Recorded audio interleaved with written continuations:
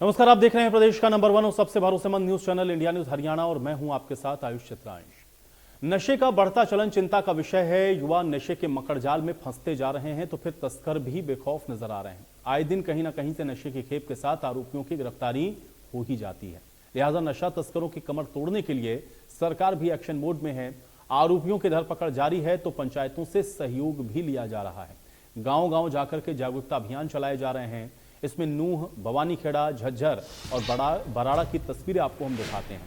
नूह में हेरोइन के साथ 3 तस्करों को गिरफ्तार किया गया है। भवानीखेड़ा में पुलिस ने सर्च अभियान चलाया। झज्जर में ग्रामीणों के साथ बैठक करके रणनीति बनी। तो फिर बराड़ा में पंचायत प्रतिनिधियों के साथ भी अधिकारियों ने बैठक की है। अब नशे को कैसे रोका जा सकता है, कैसे उस पर अंकुश लगाया जाए, इसको लेकर के जो प्रयास हैं वो लगातार किए जा रहे हैं। तस्कर गिरफ्तार हो रहे हैं, सर्च अभियान चलाया जा रहा है, ग्रामीणों का सहयोग लिया जा रहा है। पंचायतों के साथ भी आप देख रहे हैं कि इसको लेकर के प्रशासन बैठक कर रहा है। लेकिन उसके बावजूद भी नशा चूंकि एक बहुत बड़ा विषय है, बड़ी समस्या है प्रदेश के लिए, और युवाओं को इस जद से कैसे बचाया जाए कि नशे के गर्त में हरियाणा का युवा न फंसे, इसको लेकर के प्रयास हर स्तर पर होने चाहिए। वो प्रयास हो भी रहे हैं, लेकिन उसके बावजूद भी आप देख रहे हैं कि रोजाना कहीं ना कहीं से ये नशा तस्कर, इनकी गिरफ्तारी या नशे की खेप का पकड़ा जाना, ये तमाम ऐसी अहम चीजें हैं जो कि आज भी एक बड़ा सवाल ये खड़ा करती हैं कि आखिर ये जो नेक्सस है वो कब टूटेगा, कैसे इस पर अंकुश लगेगा, लगाम कैसे लगेगी, युवाओं की पहुंच से, लोगों की पहुंच से नशा कैसे दूर होगा, ये सवाल इस समय सबसे महत्वपूर्ण है। तो नशा रोकने के लिए सरकार प्रतिबद्ध है। मुख्यमंत्री मनोहर लाल ने डबवाली की पुलिस को जिला बनाने की घोषणा की, तो फिर वहीं सरकारी नशा मुक्ति केंद्र खोलने का भी ऐलान किया। पूरे गांव की एक ही मांग है कि मेरी है कि मेरा राशन कार्ड कट गया थी। अच्छा, एप्लीकेशन भी नहीं दी थी वो मैंने। नशे की बहुत है, नशा, मेडिकल नशा और चिट्टा जी, पूरा चोर मार, पूरे ग्राउंड खाली पड़े हैं, कोई भी नहीं है। मैं तो याद होएगा जिसले ओडा रैली हुई सी साल पहला होई सी ना, और वो सारी गल उस वे मेरे ध्यान आई सी। ਅਸੀਂ ਉਸ ਤੋਂ ਬਾਅਦ ਆਪਣੀ ਪੂਰੀ ਕੋਸ਼ਿਸ਼ ਕੀਤੀ ਹੈ। एक थोड़ी दिक्कत सानू जी महसूस हुई है, ਜਿਹੜੇ ਪ੍ਰਾਈਵੇਟ ਡੀ ਐਡਿਕਸ਼ਨ ਸੈਂਟਰ ਵਾਲੇ ਇੱਥੇ ਹੈਗੇ ਆ, ਕਾਫੀ ਨੇ, ਸਰਕਾਰੀ ਦੀ ਸ਼ਾਇਦ 2 ਨੇ, ਪ੍ਰਾਈਵੇਟ ਦੀ 10-12 ਨੇ। ਪ੍ਰਾਈਵੇਟ ਵਾਲਿਆਂ ਦਾ ਫਾਇਦਾ ਸਾਨੂੰ ਨਜ਼ਰ ਨਹੀਂ ਆ ਰਿਹਾ।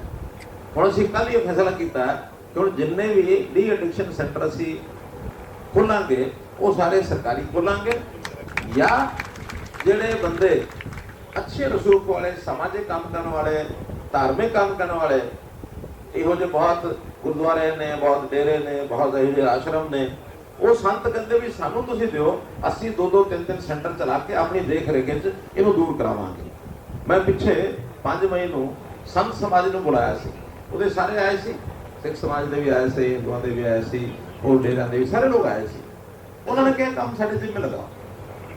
ਹਾਲਾਂਕਿ ਉਹ ਆਪਣੇ ਆਪ ਵੀ ਕਰਦੇ ਨੇ, ਆਪਣਾ ਪ੍ਰਚਾਰ ਵੀ ਕਰਦੇ ਨੇ, ਕਥਾ ਕੀਰਤਨ ਦੇ ਵਿੱਚ ਸਾਰੀ ਗੱਲ ਕਹਿੰਦੇ ਨੇ, ਲੇਕਿਨ ਅਸੀਂ ਇਹ ਜਿਹੜੇ ਡੇਰੇ ਨੇ ਜਾਂ ਜਿਹੜੇ ਇਸ ਤਰ੍ਹਾਂ ਦੇ ਡੀ ਐਡਿਕਸ਼ਨ ਸੈਂਟਰ ਨੇ ਉਹਨਾਂ ਕੋਲ ਕਰਵਾਵਾਂਗੇ, ਤਾਂ ਕਿ ਲੋਕਾਂ ਨੂੰ ਦੱਸ ਸਕਣ, ਨੌਜਵਾਨਾਂ ਨੂੰ ਦੱਸ ਸਕਣ ਵੀ ਇਹ ਪਾਪ ਹੈ, ਸਾਡਾ ਭਵਿੱਖ ਜਿਹੜਾ ਹੈ ਉਹ ਖਰਾਬ ਹੋ ਰਿਹਾ।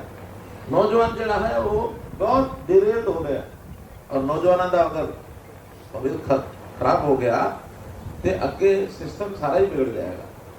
बहुत चंगी गल कही है तुसी, इन्हों असीं पूरा करा दें। पुलिस की सख्ती करा दें, इस वक्त पुलिस की सख्ती करा दें, करा दें। अब सुनो अगली बात यह है कि चूंकि नशा बहुत बढ़ रहा है और डब वाली जो है ये हमारा जो एरिया सिरसा से दूर पड़ता है, सिरसा में बैठे हुए हमारे पुलिस के लोग यहाँ पहुंचने में देर भी करते हैं। अगर आपकी सहमति हो तो डब वाली को अलग से पुलिस जिला बना दे। Done sir, good. तो मैं अनाउंस करता हूं कि डबवाली को पुलिस जिला आज हमने बना दिया।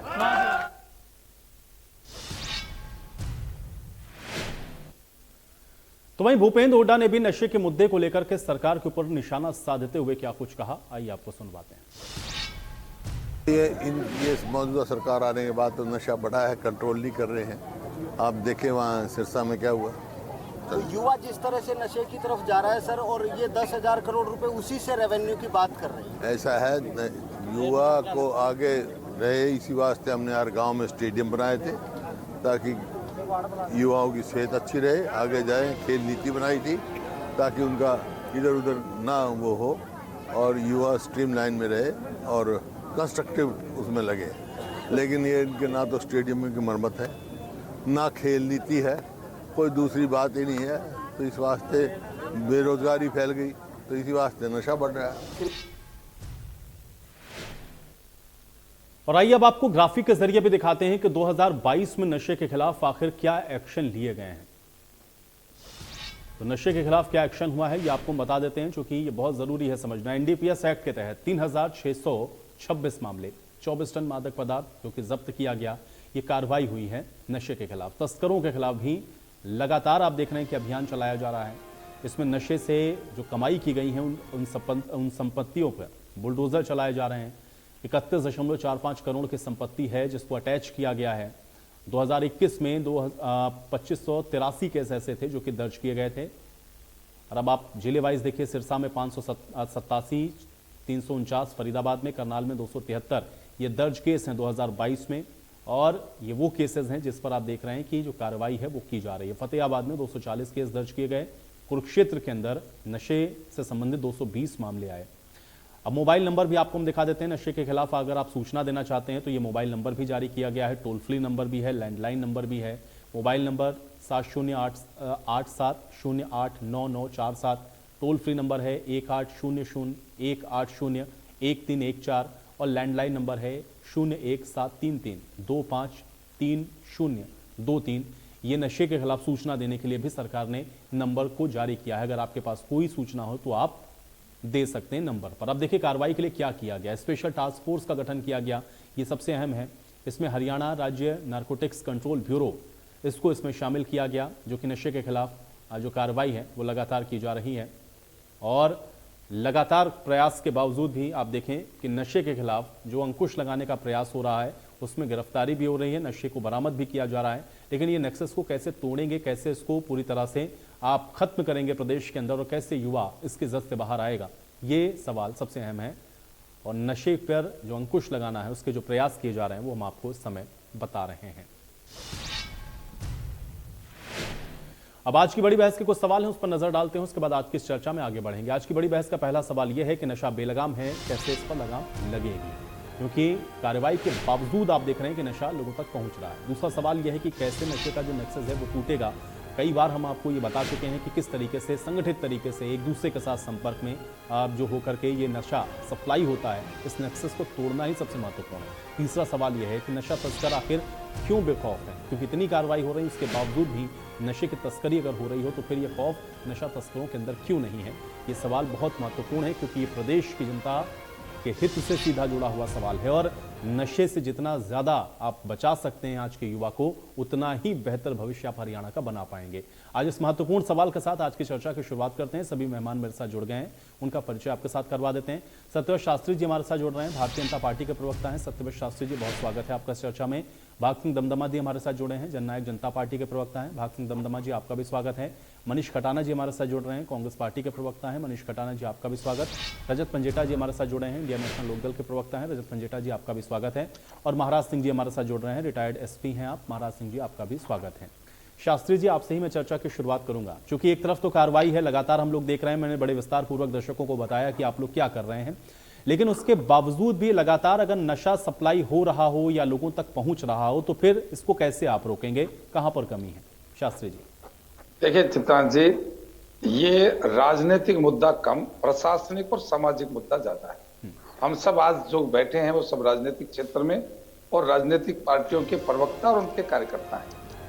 लेकिन मैं इस बात को बड़े विश्वास के साथ कहता हूं कि कोई भी पार्टी किसी भी स्तर की, कोई भी अपनी राजनीति के लिए कुछ भी गतिविधि चलाती होंगे, लेकिन कम से कम नशा के पक्ष में कोई पार्टी और कोई नेता इसके नहीं होता। लेकिन फिर भी क्यों चलता है, यह प्रश्न बड़ा है। इसके पीछे दो कारण हैं। एक तो हम आजकल सामाजिक जो कार्यक्रम होते हैं उनके अंदर नशे की जो एक सप्लाई, एक जो सोशल स्टेटस हमने बना दिया, और एक प्रशासन की विशेष रूप से पुलिस की जो लापरवाही या इसके प्रति ध्यान न देना या कहीं कहीं उनके संरक्षण में भी ये काम होता है। ये दो स्थायी बिंदु यदि इसके ऊपर कंट्रोल करना चाहे तो ये 1 महीने के अंदर हरियाणा नशा मुक्त हो सकता है।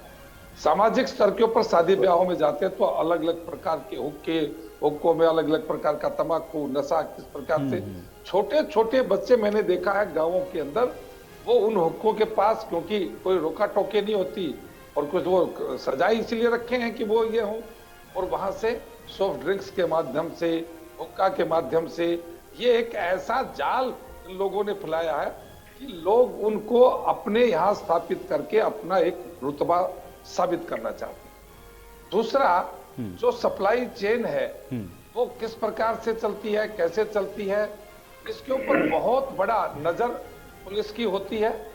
पुलिस की नजर से बच भी नहीं सकते। यदि किसी पुलिस का, एक जिले का एक एसपी इस बात को तय कर ले कि इस नक्सस को तोड़ना है, तो त्रास जी मैं दावे के साथ कह सकता हूं कि एक भी पुड़िया बिक नहीं सकती। कहीं ना कहीं उस तंत्र में जो खामी है, उस तंत्र के जो लोग आलस्य से, प्रमाद से, लोभ से, लालच से, या फिर वो आंख मिचौनी से ऑफिसर्स की या बाकी समाज की आंखों में धूल झोंक कर जो काम कर रहे हैं, ये पाप उन लोगों के नाम से।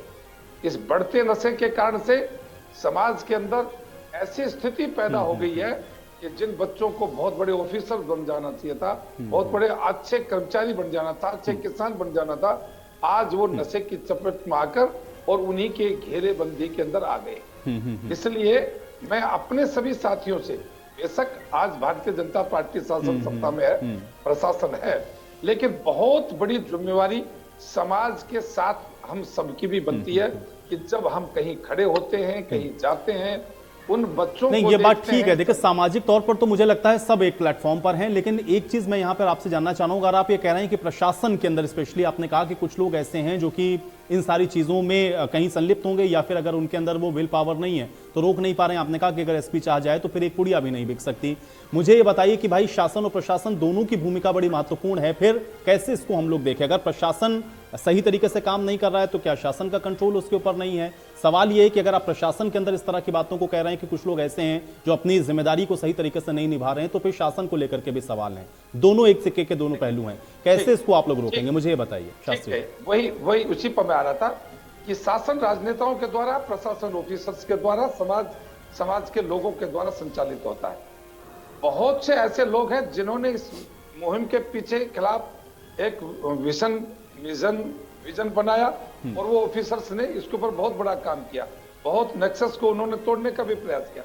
लेकिन इसी बीच कहीं ना, क्योंकि आखिर लोग तो वही हैं, इधर उधर घुमा के उनको ही लगाना होता है।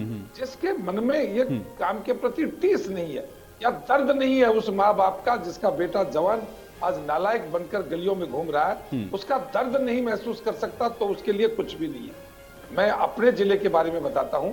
पिछले दिनों एक हमारे वरिष्ठ नेता ने इसको बड़े सार्वजनिक रूप से कहा और बाद में यह बात आई कि उसी को कहा कि ये मैसेज वहां से आया है। मैं बड़े खुल के बात कह रहा हूं, क्योंकि ये काम लुका छुपी का नहीं। जब तक इस नक्सस को तोड़ा नहीं जाएगा, चाहे किसी प्रकार की ताकतें हो, तब तक इसके ऊपर अंकुश लग ही नहीं सकता। और उसको ये मुझे बताया उन्होंने कि मैंने ऐसा कहा और मेरे पास ये सूचना आई कि इस प्रकार की जो घटनाएं हैं, इस प्रकार के लोग जहां भी बैठे हैं, कहीं भी बैठे हुए, वो शासन सत्ता के हिस्से हैं, लेकिन वो शासन सत्ता के हिस्से कहीं ना कहीं रहेंगे, पीछे भी होंगे, आज भी होंगे। हम सबको मिलकर इस नशे के ये महत्वपूर्ण बात आपने कही कि सबको मिलकर के, और दूसरा ये है कि वो नेक्सस को कैसे तोड़ेंगे, यही सवाल सबसे महत्वपूर्ण है। मनीष कटाना जी, ये नशे को लेकर के एक तरफ कार्रवाई है, लेकिन दूसरी तरफ हम लोग रोजाना देखते हैं कि कहीं ना कहीं, या फिर आप देखिए कि किस तरीके से अवेलेबल हो भी जाता है, नशा मिल जाता है, इतना आसान हो गया। ये क्या कारण इसके पीछे आपको नजर आता है मनीष जी? देखिए, नशे का जिस तरीके से बोलबाला और भारतीय जनता पार्टी की सरकार में पिछले 9 साल के कार्यकाल में जिस तरीके से नशे का कारोबार बढ़ा है, हरियाणा में नशे का सेवन बढ़ा है और नशे के आंकड़े और नशे से होने वाली मृत्यु दर तक बढ़ी है, हरियाणा में जिस तरीके से बेरोजगारी बढ़ी है, वो सब एक दूसरे से कनेक्टेड है। जो मेरे बड़े भाई अभी शास्त्री जी कह रहे थे, शासन और प्रशासन, और एक एसपी चाहे तो एक पुड़िया भी नहीं बिक सकती, तो इसका मतलब जो लोग आज शासन में हैं, जो सरकार शासन चला रही है, वो प्रशासन पर लगाम कसने में या उसको मैनेज करने में कहीं ना कहीं नाकामयाब है, कहीं ना कहीं फेलियर है। ये फेलियर है सरकार का। और अभी मैं सोशल मीडिया पे देख रहा था, खट्टर साहब से एक महिला मिलने गई जो रो रही थी, जिसने कहा कि मेरा जवान बेटा नशे में चला गया, उसकी मृत्यु हो गई, तो खट्टर साहब ने उसको स्टेज से उतार दिया। तो जहां सरकार का ये रवैया होगा तो उसमें जनता किस तरीके की उम्मीद करेगी। दूसरी बात, हुड्डा साहब के कार्यकाल में हुड्डा साहब ने प्रत्येक गांव में स्टेडियम बनाने का काम करा। उस स्टेडियम से हमें ये फायदा मिला कि हरियाणा 2% की आबादी प्रदेश, जब मेडल की बात आई तो हम 66% मेडल जीतने में कामयाब रहे। आज वही हरियाणा के शान, देश की शान के खिलाड़ी आज जंतर मंतर पे बैठे हैं, सरकार मूक दर्शक बैठी हुई है। जिन गांवों में स्टेडियम बनाए जाते थे, आज उन गांवों में शराब के ठेके खोले जाते हैं। सरकार का ध्यान रेवेन्यू को बढ़ाने पर है। जेजेपी के खाते में जो रेवेन्यू डिपार्टमेंट आया है, जो आबकारी विभाग आया है, 10,000 करोड़ का जो लक्ष्य रख रहे हैं, इन्होंने सबसे पहले ठेकों को 2 बजे खुलने की अनुमति दी, उसके बाद लाइसेंस प्रक्रिया आसान करने का काम करा, हर घर में शराब पहुंचाने का काम करा, हर गांव में शराब पहुंचाने का काम करा। अब इनकी जो नई जो अब ये जो अपनी लागू कर रहे हैं, नई जो इन्होंने अपनी शर्तें जो आबकारी नीति जो लागू कर रहे हैं, उस नीति के अंदर ये कहते हैं कि हम जहां पर कर्मचारी भी शराब का सेवन कर सकेंगे। तो आप सोचिए, ये लोग शराब को और नशे को लोगों तक पहुंचाने के लिए कितनी ताकत लगा रहे हैं, सिर्फ सरकार का राजस्व बढ़ाने के लिए। जिन प्रदेशों में शराब बैन है, क्या वहां पर सरकार का राजस्व नहीं है? क्या वहां पर सरकारें नहीं चल रही? तो बहुत शर्म की बात है भारतीय जनता पार्टी के लिए और जेजेपी के लिए कि दोनों की आज मिली हुई सरकार है, और जिस तरीके से ये लोग काम कर रहे हैं, जिस तरीके से इन्होंने कर्मचारियों को शराब पिलाने की बात कर रहे हैं, कोऑपरेटिव हब में शराब को पहुंचाने की बात कर रहे हैं, रात को ठेकों का समय बढ़ाया जा रहा है। कटाना जी, आप ये कह रहे हैं कि सरकार इसको कहीं ना कहीं बढ़ावा दे रही है। मैं जवाब लेता हूं। भाग सिंह दमदमा जी, एक तो नई आबकारी नीति को लेकर के सवाल उठा दिया और ये कहा कि जब आप स्टेडियम बनाएंगे नहीं, बच्चों को कहीं और एंगेज करेंगे नहीं, बेरोजगारी बढ़ेगी तो बच्चे नशे की तरफ जाएंगे, और ऊपर से आप लोग उसको और इजी टू एक्सेस बना रहे हैं। कैसे इसका जवाब देंगे दमदमा जी? देखिए, मैंने अभी हर्ष जी सभी को सुना, जिस प्रकार से इन्होंने पूरे विस्तार से मैं बताया कि आज वो व्यक्ति बोलते हैं जो 10 साल में 2500 करोड़ से ऊपर रेवेन्यू नहीं कभी लेकर गए, क्योंकि शराब की तो वही थी हर जगह। जो ये घर घर तक पहुंचाने की भी बात करते हैं कि जिसका इनके समय में 50 रुपए फीस थी लाइसेंस की, शादी ब्याह अन्य कार्यक्रमों के लिए, उस फीस को बढ़ाकर 1000 रुपए किया है इन कार्यक्रमों के लिए। लेकिन ये कहना चाहते हैं कि ये जो रेवेन्यू बढ़ा है, ये इस चीज से नहीं बढ़ा कि लोग ज्यादा पीने लग गए, कुछ इसके अलावा कोई और बात है। इसके अंदर सबसे बड़ी बात है कि इसकी चोरी रोकी गई, लीकेज रोकी गई। जो डिस्टिलरी फैक्ट्रीज हैं वहां पे सीसीटीवी कैमरे लगाए गए हैं, और इसके साथ ही जिससे लीकेज पे कंट्रोल हुआ है, बॉटलिंग प्लांट के ऊपर जितने भी हैं वो सारे सीसीटीवी से मैनेज हुए, और उनको अब पहले तो डीटीसी के ऑफिस तक सीमित था, लेकिन अब हेडक्वार्टर तक उनकी रेंज की गई है।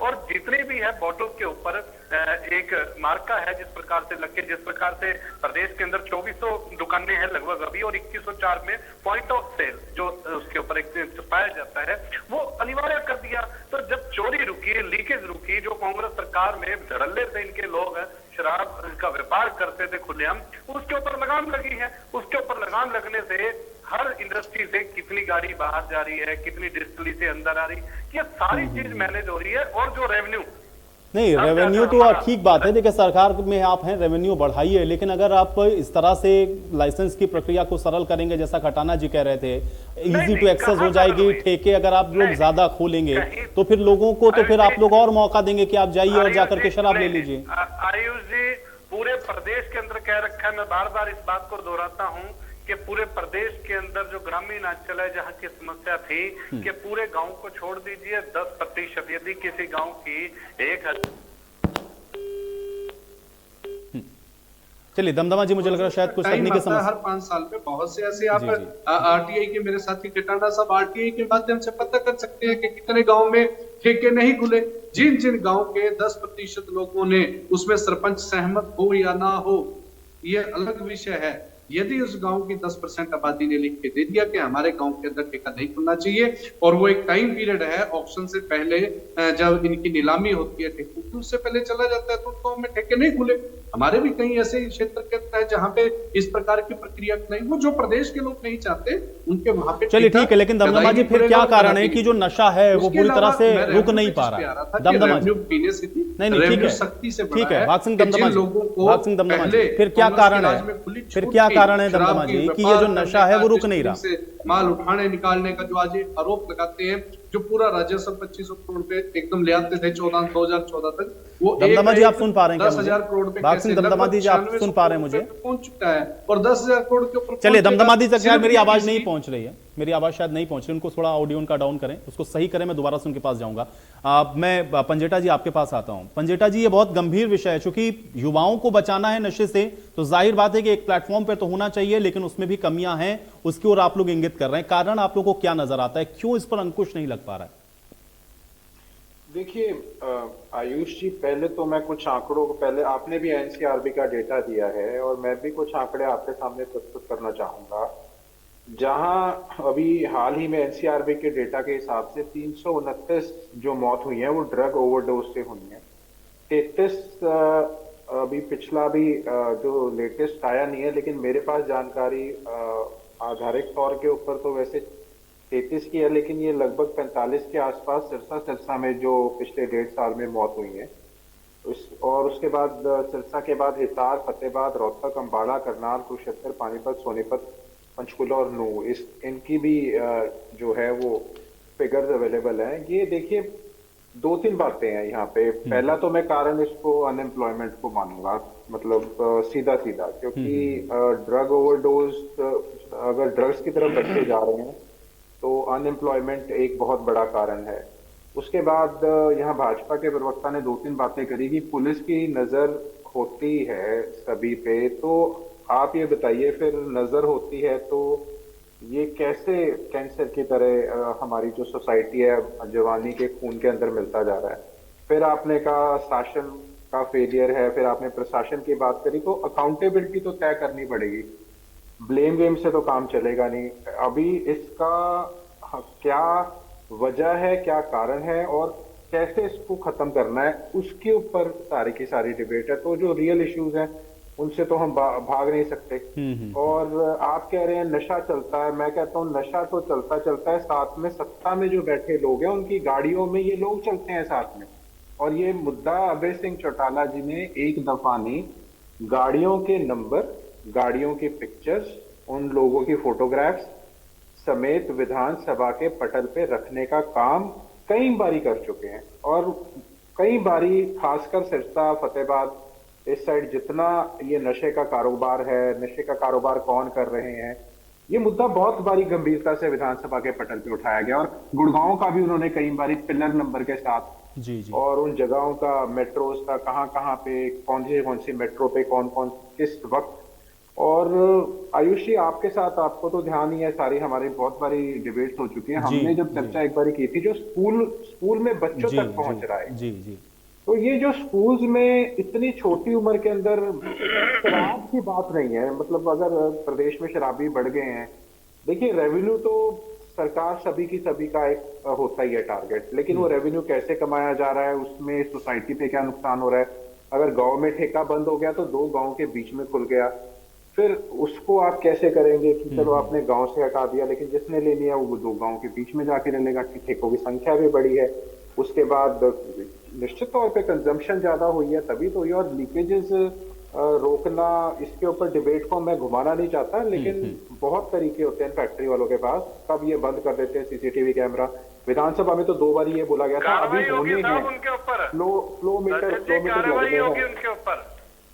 जिस तरफ आज मुद्दा है नशे की वजह से जो बच्चों की मौत हो रही है, हम उस पे ही रहेंगे। मैं इसको कितनी भी कोशिश करे कोई, क्योंकि देखिए आज तो ईमानदारी माननी पड़ेगी सत्यव्रत शास्त्री जी की।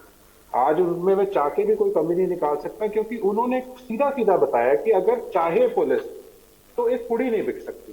तो यानी वो सीधा माने या प्रशासन में या शासन में कहीं ना कहीं तो कुछ ना कुछ कमी है। आज बात ब्लेम गेम की नहीं है, आज बात है इसको कम कैसे किया जाए, इससे जवानी को कैसे बचाया जाए। और इसमें सबसे बड़ा आयुष ये आ कहां से रहा है, हरियाणा के अंदर ये नशा आ कहां से रहा है। कौन से पोर्ट पे उतर रहा है, उस पोर्ट से हरियाणा में कैसे आ रहा है। दिल्ली में बहुत सारी खेप पकड़ी गई है, गुजरात में पकड़ी गई है मुद्रा पोर्ट के ऊपर, और ये सारा कुछ अवेलेबल है। अगर आप अभी नेट पे उठा के देखें, आपको कितने टन, कितने करोड़ों और नहीं सही करें पंजेटा जी, अभी कल या परसों की न्यूज है, बहुत भारी मात्रा में पकड़ा गया है नशा। बिल्कुल, ये आप देखिए, ये जो जवानी में जहर घूम रहा है नशे का, ये इतनी अवेलेबल हो गया है, इतनी इजीली अवेलेबल, ये मुद्दा रहा ही नहीं कि शहरों का है। ये ग्रामीण क्षेत्र में जिस महिला की बात हो रही थी यहाँ पे, उसने कहा 22 साल पहले मेरे हस्बैंड की डेथ हो गई, मैं विधवा हूँ। मेरा जवान छोकरा 25-26 साल का मेरा जवान लड़का है, उसकी डेथ हो गई। अगर उसको कोई इसका दर्द समझने के बजाय एकदम हम ये सोच लें कि आप तो सीखे सिखाए हो, आप पता कराइए, अगर उसके हुई है तो सीखे सिखाए का, तो ये तो आपको माफी मांगनी चाहिए इस बयान के ऊपर। क्योंकि अगर उसका बच्चा गया है और वो विधवा है, उसने कोई बात बोली है तो जिम्मेवारी आपकी बनती है। और कोई भी ऐसे डेथ हो रही है, अगर इतने बढ़ रहे हैं, अभी मैं वीडियो देख रहा था, एक और था ऐसा ही, वो बच्चा और वो चला गया, ड्रग ओवरडोज से चला गया। तो देखिए, इसको गंभीरता की जो बीमारी, जो जड़ है, उसकी जड़ तक जाना चाहिए। मुद्दा बहुत गंभीर है। हमारे सब बात करते हुए भी, हमारी सब बातों के बावजूद भी नशा तो इजीली अवेलेबल है, पहले तो आपको ये मानना पड़ेगा। अगर ये इन बच्चों तक पहुंच कहां से रहा है, इतना इजीली एक्सेस कैसे, और इतना सारा नशा आया कहां से। अब हम सिर्फ दोष डाल दें कि बच्चों के अनएम्प्लॉयड हैं, सिर्फ इसीलिए उनके पास। तो बहुत सही बात पंजेटा जी आपने कही है, क्योंकि जो सोर्स है, अगर हम उसको आइडेंटिफाई कर पाएंगे तो उनको प्रदेश के अंदर बहुत आसानी होगी कि हम इसको रोक पाएं कि कम से कम लोगों तक ना पहुंचे। महाराज सिंह जी, मैं आपके पास आ रहा हूं। महाराज सिंह जी, चूंकि अभी आपने बात सुनी और जो हमने चर्चा की शुरुआत की, तो एक बात कही गई, क्योंकि अगर एक जिले के अंदर एक पुलिस अधिकारी चाह ले या एसपी चाह ले, एक पुड़िया भी नहीं बेच सकती, लेकिन उसके बावजूद भी नशा अगर मिल रहा हो, तो कैसे हम लोग इसको देखें, किस नजरिए से देखें, कहां पर जो कमी है महाराज जी आपको नजर आती है? ये चिंता का विषय भी है, जैसे हमारे साथी बोल रहे हैं, सबके लिए चिंता का विषय है और चिंतन का विषय भी है। अभी हम सिर्फ शराब के चारों तरफ घूम रहे हैं। जो सरकारी आंकड़े थे, उसमें एनडीपीएस एक्ट के जो आंकड़े दिए, वो पिछले साल के 2583 दिए, और उससे अगले साल के साथ जो कंपेयर किया 3636 दिए, जो डीजीपी साहब ने आंकड़े दिए थे। एक साल में 40% से ज्यादा एनडीपीएस एक्ट के मुकदमे बढ़े। तो ये चिंता का विषय भी है और चिंतन का विषय भी है। हम तो सिर्फ शराब, क्योंकि एक तरह से शराब घर घर तक पहुंच चुकी है, लेकिन जो ये आंकड़े एनडीपीएस एक्ट के 40% से ज्यादा एक साल में बढ़े हैं, ये तो और भी खतरनाक है। जो ओवरडोज की बात हमारे साथी कर रहे थे, ओवरडोज से 300 से ज्यादा जो डेथ हुई है। और क्या चाहते हैं हम, हमारा समाज, हमारा प्रशासन, हमारा शासन क्या चाहता है? जब तक हम आंख खोल कर नहीं चलेंगे, ये बात सही है कि अगर पुलिस एक्टिव हो, पब्लिक एक्टिव हो, तो इसे बहुत हद तक रोका जा सकता है। मैं छोटी सी बात बीच में कर रहा हूँ। जी। पहले गांव से हर हफ्ते एक चौकीदार जो था, वो हम जो सारे पुराने वो जानते हैं, उसका मौत का और जन्म का रजिस्टर पूरा करने के लिए थाने में जाता था। जी, आप सबको ही पता है, जब गांव से जाता था वो, उसको ही इन्होंने खत्म कर दिया। जन्म और मृत्यु का जो रजिस्टर है, वो उन्होंने उसके अपना हेल्थ डिपार्टमेंट को दे दिया। जो चौकीदार था, वो अंडर कवर एक तरह से इन्फॉर्मर था, उस पर शक नहीं होता था। जब तक वो एसएचओ से नहीं मिलता था, वो वहां पे थाने में रहता था, उसकी हाजिरी पे किसी को शक भी नहीं होता था। और वो जो गांव की जहां से वो जाता था, उसकी सारी इंफॉर्मेशन, खास तौर से बेड कलेक्टर वहां गांव में है, उनकी सबकी इंफॉर्मेशन वो देता था। लेकिन वो रजिस्टर खत्म करके थाने से इन्होंने एक तो इन्फॉर्मर जो ऐसा था, अंडर कवर जो इन्फॉर्मर था, उसको खत्म कर दिया। मैंने एक दिन विद साहब से बात करनी चाहिए थी, हम भौंसी आए थे वो, लेकिन उनका वो तो उसमें दे दिया। और अब तो मतलब उन्होंने गोल गोल बात की, क्योंकि मैं इस महकमे में रहा हूँ, मुझे इन्फॉर्मर का पता है कि इन्फॉर्मर कितनी इंपॉर्टेंट चीज है पुलिस में, जिसकी आज हम समाज की बात कर रहे हैं। बिल्कुल, लेकिन में महाराज जी informer- मैं ये जानना चाह रहा हूं, देखिए ठीक है, ये व्यवस्थाएं तो चलती रहेंगी, इसमें कुछ परिवर्तन होते रहेंगे जिसको जो सही लग रहा है, लेकिन मेन बात मैं आपसे ये जानना चाह रहा हूं, आप उस व्यवस्था के अंदर रहे हो और आपके ऊपर तो बड़ी जिम्मेदारी, हम लोग जितने लोग बैठे हैं सबसे बेहतर आप समझा सकते हैं कि ये जो नेक्सस का हम लोग जिक्र करते हैं ये कैसे ऑपरेट होता है, क्या इसके पीछे है चीजें जो हम लोग उसको तोड़ नहीं पा रहे हैं, आप बताइए मुझे। देखिए, मैं सबसे पहली बात तो ये है कि जहां डिमांड है वहां सप्लाई तो होगी। डिमांड और सप्लाई के बीच में जो अब मैंने वो जो बात बताई आपको कि 40% से ज्यादा एक साल में पकड़े गए तो डिमांड बढ़ी, तो ही तो वो आया ना। हमारे जो इन्फॉर्मर है, जब तक हमारा इन्फॉर्मर मजबूत नहीं होगा, पुलिस की जो बात कर रहे हैं मुझे थोड़ा सा महसूस हो रहा है, पुलिस के नकारापन आप देखिए। अभी कल परसों ही विज साहब ने एक थाने में 4-5 आदमी को सस्पेंड किया, वो अपना काम ही नहीं कर रहे थे। बिल्कुल ठीक बात। अब ये देखिए कि शासन और प्रशासन में उसे एसपी को सस्पेंड करना चाहिए था, जिसका थाना ही काम नहीं कर रहा। उसने वहां जो इकट्ठे ही एक ही थाने में सारे के सारे नकारा इकट्ठे कर दिए। एसपी को अगर सस्पेंड करते तो नीचे वालों को पता चलता कि तुम्हारे ऊपर कोई हुआ है। एसपी वहां बैठा अपने एसी में बैठा है और उसके नीचे वालों को होम मिनिस्टर पकड़ रहा है। ये नकारापन जो है, जब तक हमारा शासन और प्रशासन आम आदमी की जब तक नहीं, आप जो लेडी की बात कर रहे हैं, हमारा मुख्यमंत्री लेडी की बात को नहीं सुन रहा, कहां जाएगा कोई भी आदमी। ठीक है, आप ये कह रहे हैं कि शासन और प्रशासन दोनों के बीच में कोऑर्डिनेशन एक तो, और दूसरा ये है कि कार्रवाई बहुत सख्त होनी चाहिए, तभी ये मैसेज जा पाएगा, नेक्सस तभी टूटेगा। शास्त्री जी जवाब दीजिए, क्योंकि ये सवाल बार बार उठ रहा है कि कुछ तो कमी हो रही है शासन के स्तर से। अगर प्रशासन इस तरीके से काम कर रहा है तो इसका मतलब ये है शासन का अंकुश नहीं है। शास्त्री जी जवाब दीजिए। देखिए जी, अंकुश होना और निरंकुश होना ये दोनों अलग अलग व्यवस्थाएं हैं। आप जिसको तंत्र में एक संवैधानिक व्यवस्था के तहत बैठाया है, अब उसको आप 24 घंटे एंटर लेकर बैठ नहीं सकता एक आदमी उसके ऊपर, तुझे ऐसा काम करना है। नैतिकता का तगाजा, समय की आवश्यकता और संवेदनशीलता किसी व्यक्ति के अंदर सरकार का कानून नहीं ला सकता, वो समाज ला सकता है। महाराज सिंह जी कह रहे थे कि जहां डिमांड होगी वहां सप्लाई होगी, तो ये डिमांड कहां से आती है? ये सरकार प्रशासन नहीं लाता, ये समाज की कमी होती है। समाज में जब इस प्रकार के बैड एलिमेंट्स को इज्जत मिलती है, ऐसे ऑर्गेनाइजेशंस के द्वारा उनको प्रताड़ित नहीं किया जाता, अपमानित नहीं किया जाता, अंकुश नहीं लगाया जाता, तो डिमांड बढ़ती है।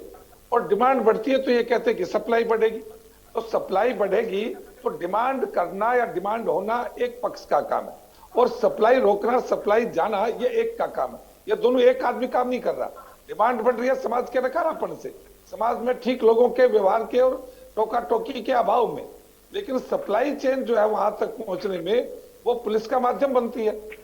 कोई भी जाता है तो यदि उसको रोका जाए तो उसको रोका जा सकता है, उसको रोका जाए तो उसको भी रोका जा सकता है। ये दोनों परस्पर एक नहीं है, ये दोनों अलग अलग संरचना में खड़ी होने वाली चीजें हैं। यदि मैंने पहले कहा और फिर भी कह रहा हूं कि शासन की तो मजबूती और उसका डर, उसका भय तो जरूर होता है। और महाराज सिंह जी की इस बात से मैं 100% सहमत हूं कि आप एक्शन बड़े पर लीजिए, छोटे पर नहीं। मैं एक अध्यापक भी रहा हूं, 30 साल मैंने पढ़ाया भी है। मैंने अपनी क्लास में कभी भी हल्के शरीर के कमजोर बच्चे को कभी नहीं पीटा, मुझे याद है। मैं छांटता था स्कूल में और क्लास में, जो बदमाश से बदमाश था, तगड़े से तगड़ा था, उसको पीटकर उसकी गलती को दिखाकर तो बाकी क्लास और बाकी स्कूल ठीक होता था। आज दंडित होना और दंडित करना, ये दोनों चीजों में बहुत अंतर हो गया, और अंतर होने के कारण से एक्शन जिन लोगों पर होना चाहिए और जिस गति से होना चाहिए और परिणाम जिस गति से आना चाहिए, उन तीनों चीजों में ढिलाई है। लेकिन शास्त्री जी एक सवाल और उठा कि देखिए, एक तो हम लोग भूपेंद्र हुड्डा को भी सुन रहे थे, तभी मनीष जी ने भी वही बात कही यहाँ पर कि भाई जब आप लोगों को रोजगार दे नहीं पाएंगे, युवा सही काम में लगेगा नहीं, आप स्टेडियम बनाएंगे नहीं गांव के अंदर, सही दिशा में युवा नहीं जाएगा, तो फिर वो यही सब करेगा। इस स्तर पर आप लोग फेल हैं। गलत बात है।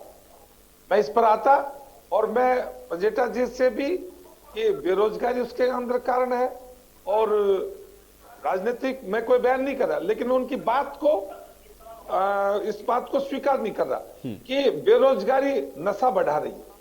आप एक आंकड़े के अनुसार, हम भी समाज में रहते हैं, रोज भी आसपास गांवों में, शहर में, समाज में जाते हैं, बेरोजगार तो फिर भी संकोच करता है कि मैं कहां से पीऊंगा, लेकिन तनख्वाहें जिनकी बढ़िया है वो ज्यादा बड़ा और ज्यादा घटिया और 2 नंबर का नशा करता है, जिसको समाज में मिलता ही नहीं। शराब के तो लाइसेंस भी हो गए, चलो मान लिया हमने, उसके तो ठेके भी मिल रहे हैं, लेकिन हीरोइन के, गांजे के, मफीम के और ये पुड़ियाओं के और ये कितने प्रकार का नशा मार्केट के अंदर हो रहा है, इसका तो कोई लाइसेंस नहीं है। 40% उसी में बढ़ा है। मैं कह रहा हूं कि वो उसका तो लाइसेंस नहीं है ना, उसका तो सरकार और समाज को जो कुछ टाइट होना चाहिए वो नहीं हो पा रहा। तो ये बेरोजगारी कारण नहीं है, ये समाज की हमारी अपनी मानसिकता कि हमने एक समय था जब हरियाणा के गांव गांव में आर्य समाज के प्रचारक, बाकी उपदेशक, साधु संत महात्मा जाते थे और नशे के खिलाफ चोट करते थे। आज आपको कहीं दिखाई नहीं देंगे, बल्कि इस प्रकार के आयोजनों की जगह। ठीक है, आप बार बार ये कह रहे हैं कि ये सामाजिक ज्यादा है, समाज के अंदर अगर इसको हम सही कर लेंगे तो जो डिमांड और सप्लाई वाली बात थी उस पर आप लोग आ रहे हैं। मनीष जी, क्योंकि आपने कहा कि बेरोजगारी की वजह से बढ़ रहा है, तो शास्त्री जी कह रहे हैं नहीं, बेरोजगारी इसके पीछे का कारण नहीं हो सकता। आयुष जी, जो शास्त्री जी ने जो बातें कही, शास्त्री जी ने पहले बात करी एसपी अगर टाइट हो तो एक पुड़िया नहीं बिक सकती, शासन और प्रशासन जिम्मेवार है, तो शासन किसका है, प्रशासन किसका है, आयुष जी सभी को पता है। अब शास्त्री जी कह रहे हैं कि ये समाज के नकारेपन की वो है कि समाज उस चीज का सब करता है, ये डिमांड और सप्लाई की बात नहीं है। अगर सप्लाई टाइट होगी, अगर सप्लाई की मात्रा बिल्कुल 0 होगी तो अपने आप से डिमांड घट जाएगी, अपने आप से लोग कहां से लेंगे। लेकिन जिस तरीके से भारतीय जनता पार्टी की सरकार में इतने बड़े बड़े पैमाने पर, जिसके पोर्ट पर, मैं नाम नहीं ले रहा, किसके पोर्ट पर वहां पर 12,000 मनीष जी, आप इसको पॉलिटिकलाइज मत करो। मैं आपको चैलेंज कर रहा हूं कि जो ड्रग्स बरामद हुई उसके बारे में क्या हुआ, ये 1 साल 1.5 साल के अंदर इतना नेक्सस नहीं खड़ा हो सकता।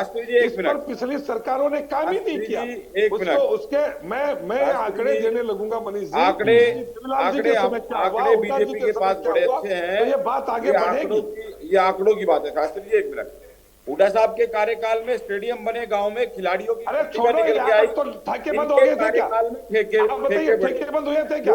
सुनो मनीष जी, आपने स्टेडियम बनाए तो योगशालाएं हमने बना रखी है। बात को मानते हैं, योगशालाएं इस सरकार ने, जितने आपने स्टेडियम बनाए उससे ज्यादा तो योगशालाएं बना दी सरकार ने। मैं कह रहा हूँ कि ये कोई विषय ही नहीं है, ये राजनीतिक विषय ही नहीं है। आप खामखा इस विषय को डाइवर्ट करके अपने आप को पुष्ट करना चाहते हैं, ये गलत है। मैं कह रहा हूँ कि हुड्डा साहब ने, चलिए ठीक है, शराब पर आ जा रहे हैं। हालांकि महाराज सिंह जी ने भी कहा कि शराब से ज्यादा और फोकस हमको रहना चाहिए, जो और दूसरे तरह के नशे वो और ज्यादा नुकसान पहुंचा रहे हैं। ठीक है, 1 सेकंड, भाग सिंह दमदमा जी, भाग सिंह दमदमा जी, ठीक है, नहीं शास्त्री जी, ठीक है, देखिए फिर आरोप प्रत्यारोप में लग गए, आरोप प्रत्यारोप में लग गए। दमदमा जी, दमदमा जी, ये भाग सिंह दमदमा जी, ये रुक क्यों नहीं रहा है? भाग सिंह दमदमा जी, रुक क्यों नहीं रहा है? अगर आप लोग सख्त हैं या आप लोग गंभीर हैं तो ये रुक क्यों नहीं रहा? 3 गुना ज्यादा योगशालाएं बढ़ा दिया, लेकिन आप बताइए 10 गुना बड़ी है, लेकिन इनका म्यूट कर दीजिए। ठीक है, खटाना जी, खटाना जी, खटाना जी, मानिए कि ठीक है, चीजें, चलिए खटाना जी, खटाना जी, देखिए फिर घूम फिर के बात वहीं आ रही है ना। 1 second, Shastri ji, Shastri ji, Shastri ji, Shastri ji, Shastri ji, 1 second, Shastri ji 1 second, ठीक है, खटाना जी और शास्त्री जी, ठीक है, 1 सेकंड, आप दोनों लोग शांत हो जाएं, दोनों लोग शांत हो जाएं, दोनों लोग शांत हो जाएं, दोनों लोग शांत हो जाएं। अरे ठीक है, अब आप लोग एक दूसरे के ऊपर आरोप प्रत्यारोप करने लगे, ऐसे नहीं रुकेगा, ऐसे नहीं रुकेगा। आपने जो कर दिया वो तो तुम कर ही नहीं। दमदमा जी, दमदमा जी, खटाना जी और शास्त्री जी के ऑडियो को डाउन कर दे। भाग सिंह दमदमा जी, भाग सिंह दमदमा जी, भाग सिंह दमदमा जी, भाग सिंह दमदमा जी। मैं इस चीज को पहले भी स्वीकार कर चुका हूँ कि जिस प्रकार का ये संवेदनशील मुद्दा है, ये किसी एक, चाहे गवर्नमेंट पक्ष हो और चाहे हमारी जनता, हमारी पब्लिक हो, चाहे वहाँ के निवासी हो, चाहे समाज हो, किसी एक के बस का मुद्दा नहीं है। ये संयुक्त प्रयास प्रयास का मुद्दा है। मैं आपको कहूंगा कि शायद कई लोगों को इस चीज का बुरा लगेगा यहाँ, कि जिस प्रकार से मैं कहता हूँ कि हमारे सबसे नजदीक दिल्ली, पंजाब, हिमाचल, हरियाणा, जम्मू कश्मीर के बॉर्डर के साथ पाकिस्तान हमारे बड़ा नजदीक पड़ता है, जो मैं हार्डकोर जो केमिकल नशे की बात कर रहा हूँ। पाकिस्तान इस स्थिति में नहीं है कि हमारे से वो सीधा लड़ सके। हिंदुस्तान की चाहे किसी की सरकार रही हो, हर सरकार ने मुंह तोड़ जवाब दिया है, लेकिन आज वो हमारी जो आने वाली नस्लें हैं उनको इस चिट्टे स्मैक के अंदर डालकर खत्म करना चाहती हैं। और वो पंजाब बॉर्डर के एंट्री से जिस प्रकार नशे की खेप, इसमें कोई दौरा नहीं, एक समय पंजाब पूरा नशे की जद में जा चुका था, उसके बाद हरियाणा पे असर पड़ा, दिल्ली पे पड़ा, लेकिन जब उसकी कमाई का चक्का हमारे यहाँ पे रहने वाले जो हमारे अंदर के भेड़िए हैं उनको भी लगा, तो वो इस प्रकार के प्रयोग स्वयं यहाँ बनाकर करने लग गए। लेकिन आज इस चीज को सोचना नहीं पड़ेगा। यदि आयुष जी आप बैठे हो, यदि आपके परिवार में आपका भाई या मेरे परिवार में मेरा भाई इस प्रकार का काम करता है, तो मुझे समाज के लिए आगे आकर सबसे पहले उसको अंदर करवाने का काम करना होगा। लेकिन जहां तक पुलिस का सवाल है, इस चीज के भी ऊपर जिस प्रकार लॉकडाउन लगा था, अभी स्टार्टिंग थी, तब पुलिस को पूरी छूट दी गई। पुलिस पूरी छूट के साथ साथ रोड के ऊपर शायद कोई व्यक्ति भी ना दिखा था लॉकडाउन के अंदर। और मैं भी चाहता हूं कि नशे के ऊपर इस प्रकार की छूट दी हो, और जो प्रयास भी किए जा रहे हैं, कानून भी बनाए जा रहे हैं कि नशा करने वाला व्यक्ति चाहे कितना भी कमाने वाला, बेचने वाला, सप्लाई करने वाला, चाहे वो कितना भी प्रभावशाली हो, उसके बारे में तो एक से सख्त कार्रवाई तत्काल करनी चाहिए सरकार को। और वो सरकार उस दिशा में कदम जो विधानसभा में प्रस्ताव पारित करवाते हैं हमारी गठबंधन सरकार ने, वो उचित दिशा के अंदर कदम है। ठीक और है, मैं ये नहीं चलिए, मैं तो ये भी कहूंगा कि भाई प्रयास सबके सामूहिक हो, लेकिन इस पर अंकुश लगा लें आप लोग। बस मुझे लगता है कि इस पर फोकस होना चाहिए। ठीक है, मेरे पास समय नहीं, अब इतना ही समय मेरे पास, मुझे चर्चा यही रोकनी पड़ेगी। बहुत शुक्रिया आप लोग का समय निकालने के लिए, चर्चा का हिस्सा बनने के लिए। तो नशा एक बड़ी समस्या है, और उस समस्या इसलिए भी ज्यादा गंभीर हो रही है क्योंकि ये जो नशा है वो शहरी क्षेत्रों से अब गांवों के अंदर भी घर घर तक पहुंचता हुआ दिख रहा है। इसलिए इस पर गंभीरता से विचार करने की जरूरत है। अब इस पर अंकुश कैसे लगाएगी सरकार, ये देखना बहुत महत्वपूर्ण होगा। आज बड़ी बहस में मेरे साथ फिलहाल इतना ही।